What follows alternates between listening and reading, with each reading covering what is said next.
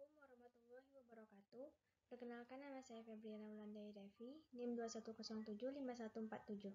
Di sini saya akan memaparkan materi tentang pengolahan tepung ubi ungu pada bakery. Yang pertama yaitu ada banyak jenis bakery yang bisa dibuat dengan menggunakan tepung ubi jalar ungu. Selain bisa dijadikan tepung pengganti, tepung ubi jalar ungu bisa dijadikan pewarna alami pada bakery.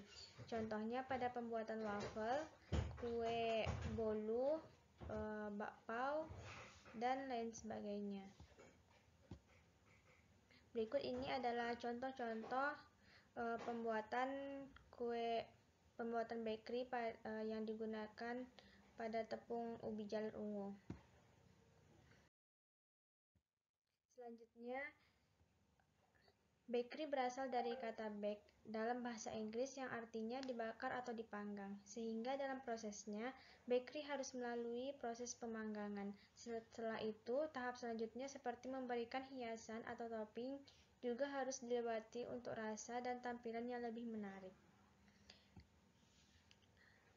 Ubi ungu adalah tanaman umbi-umbian dengan nama latin Ipomoea batatas L, di mana bagian akarnya umbi dimanfaatkan sebagai sumber karbohidrat alternatif pengganti nasi.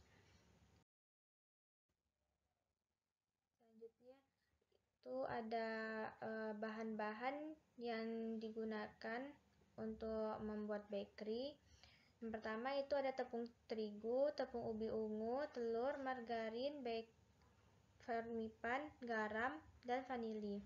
Langkah-langkah pembuatan bakery yaitu siapkan wadah untuk mengadon adonan bakery. Yang kedua, masukkan tepung, telur, garam, dan vermipan yang sudah dilarutkan dengan air hangat.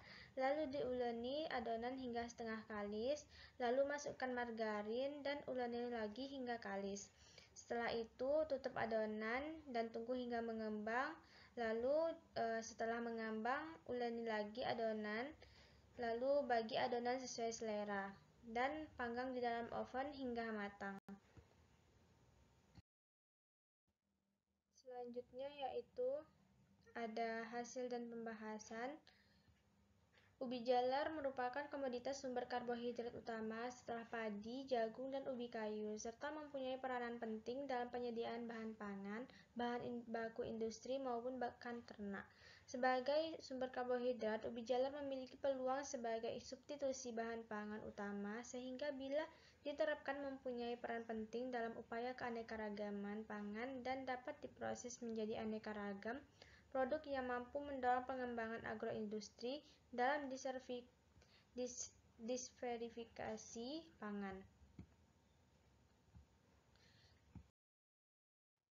Selanjutnya yaitu ubi jalar yang dipilih untuk dijadikan tepung adalah ubi jalar ungu karena pemanfaatan ubi jalar ungu masih kurang maksimal. Padahal ubi jalar ungu memiliki kandungan zat antosianin yang cukup tinggi dibandingkan dengan ubi jalar yang lain, yang berfungsi sebagai anti kanker, antibakteri, pelindungan terhadap kerusakan hati, penyakit jantung, dan stroke. Oleh karena itu, pemanfaatan tepung ubi ungu sangat tepat melihat masih banyak pengidap kanker, jantung, dan stroke di Indonesia. Pengolahan tepung ubi ungu pada bakery ini mendapatkan kesimpulan yakni tekstur bakery yang lembut, padat, dan rasa yang pas, tidak manis dan tidak hambar. Aroma yang ada pada bakery itu tergantung pada bahan-bahan yang digunakan, seperti menambahkan vanili, itu akan mengeluarkan aroma yang enak. Penambahan tepung ubi ungu pada bakery itu membuat warna pada bakery. Tepung ubi ungu yang memiliki warna ungu tua bisa menarik perhatian bagi para penggemar bakery, seperti anak-anak.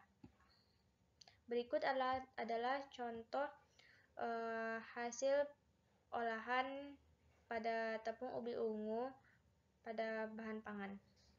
Yang pertama ini ada dadar gulung menggunakan tepung ubi ungu. Yang kedua ini ada bakpao. Yang ketiga ada klepon. Yang keempat ada puding. Yang kelima ada kue lapis.